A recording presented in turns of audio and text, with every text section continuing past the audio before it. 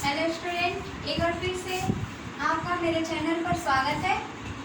मैं आशा करती हूँ कि जो भी मैंने 2 दिन पढ़ाया है वो आपने बढ़िया से सीखा है, और जो मैंने कल पढ़ाया उसे शायद आप लोगों को कही थी कि पेयर में कर लेना, और मैं पूरी आशा करती हूँ कि आप लोगों ने उसे अपनी कॉपी में पेयर कर ली होगी, उतार ली होगी। आज हम लोग पढ़ेंगे मैट्रिक्स के प्रकार। मैट्रिक्स कितने प्रकार के होते हैं हम इनके बारे में जानेंगे। मैट्रिक्स में कई प्रकार के होते हैं, जैसे कि पहला हम लोग देखेंगे मैट्रिक्स वर्ग मैट्रिक्स या वर्ग अवयव कह सकते हैं इसे। वर्ग अवयव किसे कहते हैं? तो जिस मैट्रिक्स में रो की संख्या और कॉलम की संख्या बराबर हो उसे हम वर्ग मैट्रिक्स कहेंगे। जैसे कि हम देख रहे हैं इस मैट्रिक्स को।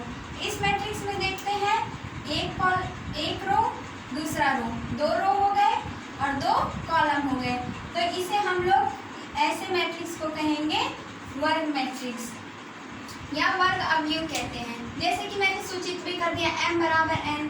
m रो की संख्या को कहा जाता है, i भी रो की संख्या को, r भी रो की संख्या को कहा जाता है। n जो है कॉलम की संख्या को, j कॉलम की संख्या, इस सबको कॉलम की संख्या को n j c से सूचित किया जाता है।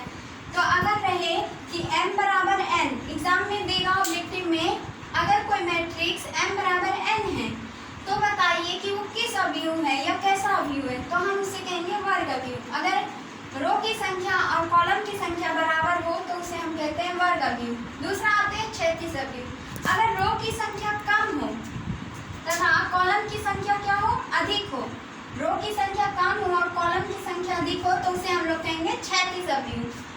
जैसे कि हमने यहाँ दिखा दिया कि क्या है, रो छोटा है, n क्या है, बड़ा है, यानी कॉलम मेरा बड़ा है। उसी तरह i छोटा है, j बड़ा है, r छोटा है, c बड़ा। यहाँ पर हम लोग देख लेते हैं मैट्रिक्स में कितने रो दिख रहे हैं। 1 रो है और कितने कॉलम है, 1 2 3 4 कॉलम है, यानी रो की संख्या कम है और कॉलम की संख्या ज्यादा है, तो वैसे अवयव को हम लोग कौन सा अवयव कहेंगे, क्षैतिज अवयव कहते हैं। अगला है उदग्र अवयव। उदग्र अवयव जस्ट उल्टा है क्षैतिज अवयव का। क्षैतिज अवयव में होता था रो की संख्या कम, लेकिन उदग्र अवयव में होता है रो की संख्या अधिक और कॉलम की संख्या कम हो तो उसे हम लोग उदग्र अवयव कहेंगे। इतना का आप लोग शॉर्ट स्क्रीन ले लें, उसके आगे हम बताएंगे। हमने जैसे कि बताया था उदग्र अवयव, तो इसमें हम लोग देख रहे हैं कॉलम की संख्या कितना है, 1, और रो की संख्या कितना है, 3। तो 3 रो की संख्या और कॉलम की संख्या 1, यानी रो की संख्या अधिक और कॉलम की संख्या कम हो तो उसे हम लोग क्या कहेंगे, उदग्र अवयव। अब हम लोग चलते हैं पंक्ति अवयव में। पंक्ति अवयव किसे कहते हैं, तो जिस मैट्रिक्स में रो की संख्या 1 हो, जिस मैट्रिक्स में रो की संख्या 1 हो उसे हम लोग पंक्ति अवयव कहते हैं। यहाँ हम लोग देख रहे हैं कितने रो की संख्या है, 1, तो हम लोग इसे कौन सा अवयव कहेंगे, इसे कौन सा मैट्रिक्स कहेंगे, पंक्ति मैट्रिक्स। अब आते हैं स्तंभ अवयव पर। तो जिस मैट्रिक्स में कॉलम की संख्या 1 हो उसे हम स्तंभ मैट्रिक्स कहते हैं या स्तंभ अवयव कहते हैं। यहाँ जैसे कि इस मैट्रिक्स में हम लोग देख रहे हैं कि कॉलम की संख्या कितना है, 1, तो कॉलम की संख्या 1 हो तो उसे हम लोग स्तंभ अवयव कहेंगे। एक लास्ट है हमारा इकाई अवयव। इकाई अवयव किसे कहते हैं, तो जिस मैट्रिक्स में हमारा विकर्ण इसे कहते हैं, ये हुआ प्रथम विकर्ण। ये विकर्ण अगर समान है, चाहे तो 1 है, 1 हो तो इसे i से सूचित करेंगे और समान हो तो सिर्फ इकाई अवयव इसे हम कहेंगे। तो अगर विकर्ण समान हो हमारा तो इसे हम लोग कौन सा मैट्रिक्स कहेंगे, इकाई अवयव कहेंगे। इसे हम लोग क्या करते हैं, i से सूचित करते हैं। i बराबर कहा जाता है, अगर आपको कहे कि i बराबर क्या होगा तो 1 0 0 0 1 0 0 0 1 मैट्रिक्स होता है। इसे हम लोग इकाई अवयव कहते हैं। इसे किससे सूचित किया जाता है, i से सूचित किया जाता है। अगर सिर्फ 7 या 6 कुछ भी आ रहे तो उसे हम इकाई अवयव कहेंगे, लेकिन इसे i से सूचित नहीं किया जाता है। तो मैट्रिक्स है, a बराबर b बराबर कुछ भी हो सकता है। अब हम लोग सीखेंगे मैट्रिक्स को कैसे जोड़ा जाता है या घटाया जाता है। सबसे पहले हम लोग मैट्रिक्स को जोड़ना घटाना सीखेंगे। देखिए, मैट्रिक्स को जोड़ने या घटाने के लिए हमें एक मैट्रिक्स का दूसरे मैट्रिक्स के साथ समान एकदम देखना है कि उसके रो की भी संख्या समान होनी चाहिए और कॉलम की भी संख्या समान होनी चाहिए। जैसे देखते हैं,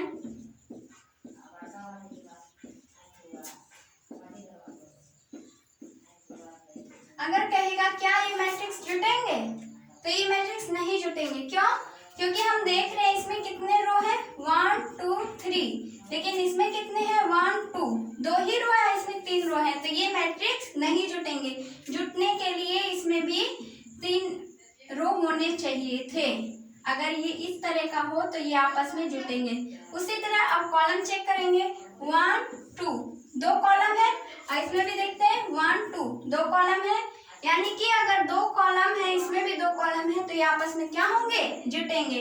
जुटने के लिए अब तो आप समझिए गए होंगे कि क्या रो की संख्या और कॉलम की संख्या क्या होना चाहिए, समान होना चाहिए। अब चलिए हम जोड़ के दिखाते कैसे ये जुटता है। एक मैट्रिक्स लेते हैं, 9 6,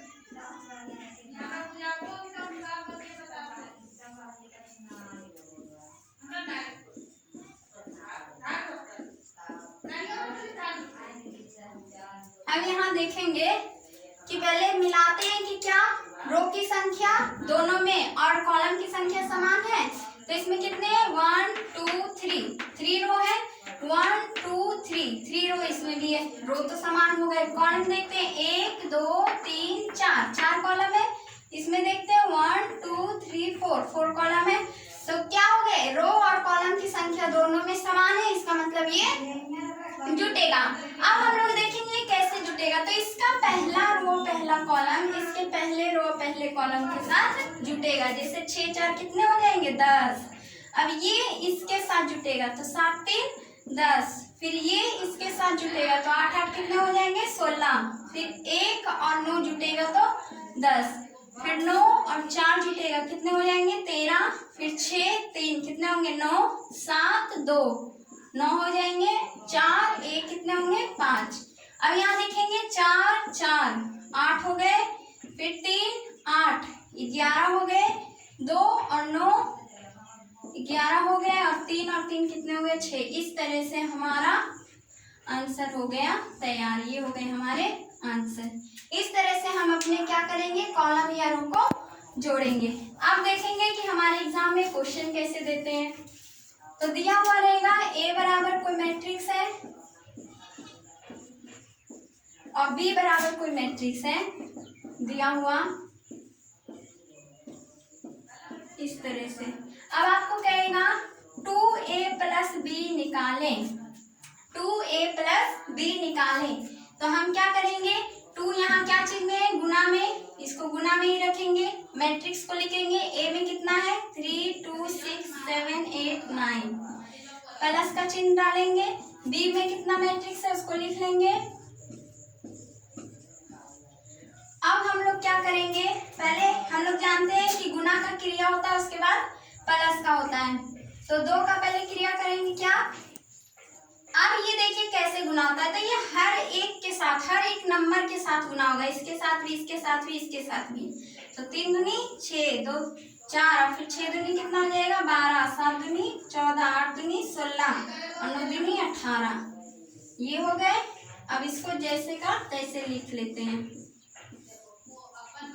अब इन दोनों को जोड़ देंगे तो कितना हो जाएगा, 6 4 10, 4 3 7, 12 6 18, 14 8 22, और फिर 16 9 कितने होते हैं, 25, और फिर 18 3 21। इस तरह से हमारा आंसर आ जाएगा। आप लोग एक्सरसाइज 5.1 कल बनाइएगा। अब चैप्टर खत्म हो, ये कॉन्सेप्ट खत्म हो गया। अब आप लोग चैप्टर पर आइए, 5.1 बनाइएगा और 1 से 10 तक आप क्वेश्चन बनाइएगा। उसमें से जो क्वेश्चन आपसे नहीं बनेगा वो आप कमेंट्स बॉक्स में लिख के भेज दीजिएगा, ताकि हम क्या करेंगे, कल उस क्वेश्चन को बता देंगे। ये आप अभी जैसे पढ़े और जो क्वेश्चन आपसे नहीं बनेगा वो हमको आज रात तक ही भेज दीजिएगा, ताकि हम कल आपको समझा सकें बढ़िया से कि कौन सा क्वेश्चन आप में दिक्कत होता है। ठीक है, अब हम लोग, हमारा कॉन्सेप्ट खत्म हो गया है। अब चैप्टर स्टार्ट करेंगे, और अगर आप लोग ज़्यादा मदद करेंगे तो और बढ़िया रहेगा सिलेबस खत्म होने में। आप लोग ट्राई कीजिए, और जो नहीं बनता है वो हमें बताइए, उसको फिर सॉल्व करेंगे।